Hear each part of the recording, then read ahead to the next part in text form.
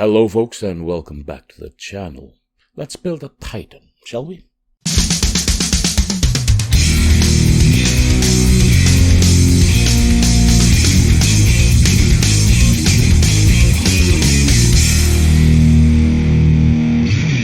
Hello, my name is Jon and this is Mustache in Minis, and the more astute of you might have noticed that I have not been around for the past few months.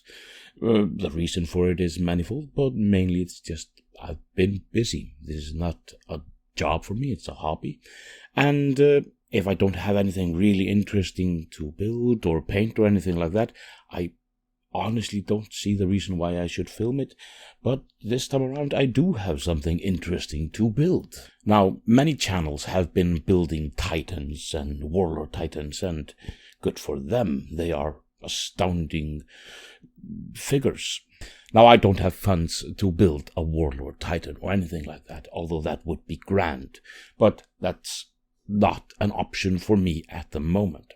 However, when a viewer of the channel contacted me about a commission, I became somewhat interested.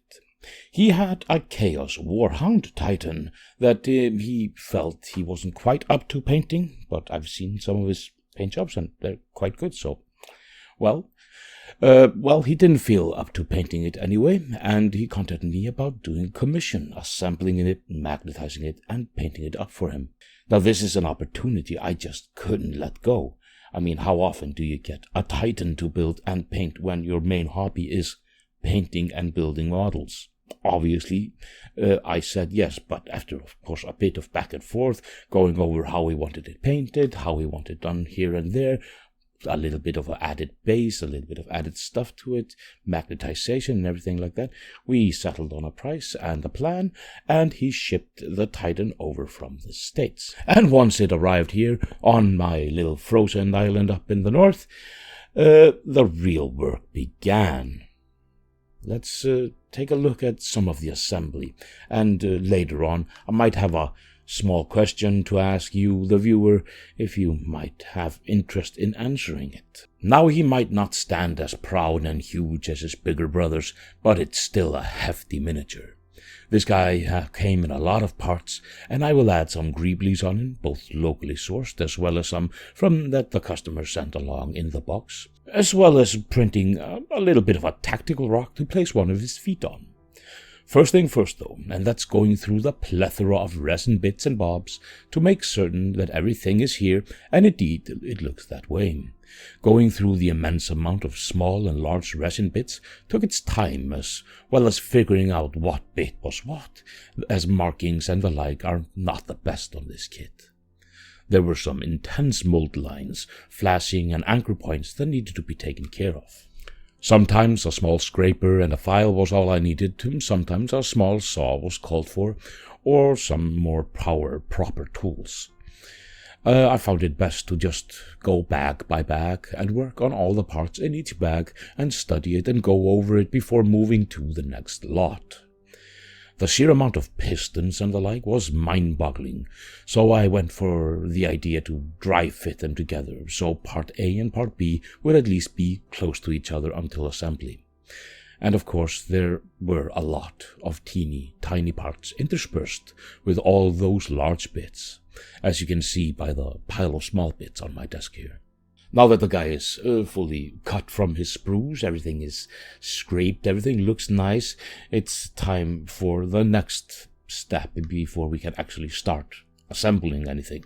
After washing and cleaning the entire collection of resin bits, it was finally time to start putting them together. That's where I hit a bit of a wall, as I only then realized I clipped off the connection pins on the primary toe joints of his legs. But not to fret. I scored and roughed up the connection points, filled a bit in the holes with some green stuff for added connection, and superglued the joints to his ankle bit. Now, why am I only using superglue? Mainly because for these parts it is enough. These are not as load-bearing as other parts where I will use a lot more interesting methods of assembly. The fit of the parts is not always perfect, so sometimes a bit of sanding or adding some heat to the resin is necessary, so everything fits. I was glad that most of the time only sanding was necessary, though I have heard horror stories of bad fitting force weld resin so often in the past.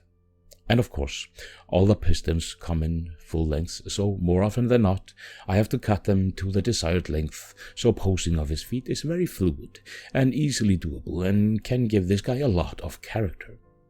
Also, I added a bit of screen stuff to the undersole of his foot, as it wasn't as stable as I had wanted, and a bit too much weight was on his toes and not his ankles, so a small block was necessary to make him stand better. Now his other foot is going to have the classic tactical rock, but because of his size, we could have a bit more fun with said rock, so the rock became a crashed pod, and that will of course be in the end painted in a color scheme fitting the army of my client's enemy, friend, opponent, to have it look more personal. Because this is a load-bearing part of the mini, the drop pod was printed as a whole chunk, and therefore quite stable and even helps the figure stand better, and even eliminates most chances of this top-heavy figure toppling. And due to the posability of the toes, it was very satisfying to be able to have this foot properly grasp the ruined drop pod. After working out how I felt the foot was best placed and posed, I added some green stuff beneath the foot to have it lie better on the pod. Once the green stuff was dry, I drilled a hole through the bottom of the foot and into the resin drop pod. First with a hand hobby drill, and then brought in the power tools. Once it was fully drilled, a metal pin was placed from the pod and up through the sole of the foot, and eventually will connect to the leg joint, and this will give him proper good leg to stand on. Next, it was time to just dry fit the leg bits and hip joints and the like. That took a bit of back and forth to figure out other pose I wanted, and the main thought I had while doing it was to pin every single joint to give it some extra strength, as well as using a much more potent glue to have him as sturdy as I can. The pins stand out a bit, but they will eventually get filed flush and covered with a bit of green stuff where needed. In the end, the legs and the hips were fully glued and cured, and then all the feet and hip pistons were clipped to the correct size and added with regular old superglue. Now, since I have to ship this guy back to the States, me and the client discussed it and decided on having the model in 3 separate parts: the pod, the legs, and the main hull. It will fit easier into the box, and it will be better for the model in whole. But the client was okay with gluing those 2 extra bits together once it arrives at his place. But of course, they are all properly pinned, so we can see how it looks in the end, and while I'm painting it later on, I can see how everything is fitting together and looking together. Now I'm pinning the main chassis on top of the hips. However, I am pinning it in an awkward place, mainly because the inner part of the main hull has a better and chunkier portion of resin in the back of it, so it will give it a better connection there.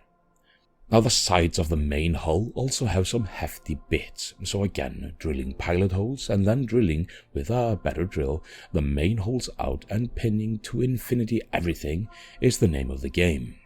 And of course roughening up all the parts that connect to the glue so we have something better than smooth resin surfaces to bite into. I felt that extra pinning was also necessary here and there due to the fact that I will also magnetize the weapon arms, as the client sent 4 weapons and I wanted them to be swappable. I have to be careful doing this and think about where I am drilling on these parts, as the top armor and head armor will also and eventually be magnetized. So in some cases I have to drill in odd places or hide the rods inside the wire or 2 parts of the mini. To get a better idea of where to drill, I often dab a bit of paint on the dry fitted pins and touch them to opposing parts so I have some markings to guide me. For the magnets on his head, I drilled shallow holes, the same size as the magnets I will be using there, on both the armor and the head, and plop them in. First on the head, and then mark off the armor plate by some paint on the magnet and place the plate on top to get a reference marking again. For the hull armor it was a bit easier, as it had a slight gap and no drilling was necessary.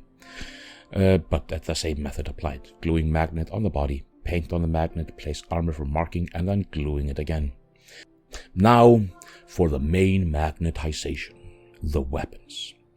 I started by taking two of the weapon arm connection joints things and sawing the end to have a flat surface to place magnets. And for the weapons, I put a good amount of green stuff inside the curved hole to get a flat surface there as well. Now, these magnets are no joke and will definitely hold the weapon stapled up there. Only thing I was afraid of was my glue strong enough to hold the magnet to its corresponding part once all was said and done? Or would the magnetic attraction actually strip the magnet from its part? Thankfully, that became a non-issue, but just to be safe, the joints got a bit of green stuff from the resin to the magnet just to make it a bit better of a connection. Now the beast is almost fully ready for painting, but there are a few steps left. First is gap filling. Now this is a Force World resin model, so the fit is not perfect. But due to all the pins, magnets and strong glue, he is sturdy, but he has issue with gaps. Some milliput helps a lot here. That was also what I chose in the end to use to hide the bits on his feet and to hide the drill holes and exposed pins and everything like that. Now this guy needs a little bit of added flavor as well. Two of his guns were from the Imperial variety and therefore missing a lot of that chaosy yumminess that we all know and love. So adding a heck of a lot of battle damage was the first step to make it fit more in theme with all of his other armor parts. A pair of clippers, a file, a scraper and a hobby drill goes a long way in rectifying this. Clipping off a little bit here, drilling a little bit of a hole here, scratches here and there. It's all very, very nice. I had a small issue now. These guns all have cables that connect to the main body. But since they are all different in sizes and the weapons are magnetized, it's a bit difficult to use the resin cables that came with him. So I found a discarded USB cable and emptied all the wiring from said cable, and what do you know, perfect fit for what I needed. The cables are pinned to the guns, but the other end will have a magnet stowed away inside the empty cable, and those ends are now magnetized to fit into their corresponding slots on the main body. Honestly, I felt rather proud of myself to have figured this solution out. Now to add some greeblies to the guy. I mainly focused on the two Imperial weapons, and using chains for fiend bits and cables with skulls, I managed to give them a more evilly and chaotic look. Some other parts in small numbers were added also to the hull and to his regular weapons, but these two guns needed the most focus. The armor plates you may have noticed are not glued to the main body, but that is due to the fact that I plan to have them in sub-assembly for ease of painting. But that does not mean we can't glue tack them in, just to see what we have here.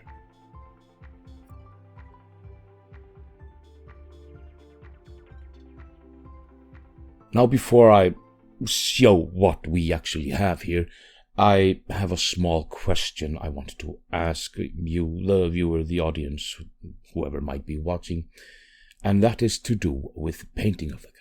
Now I have settled on a color scheme with the client, and we've figured out how we want him to look, and I'm super excited about that. It's going to be interesting and different. But what I wanted to ask, do you guys want me to make one long video where I paint everything from top to bottom, start to finish, starting from the primer all the way up to the lovely goodness that is the end of it?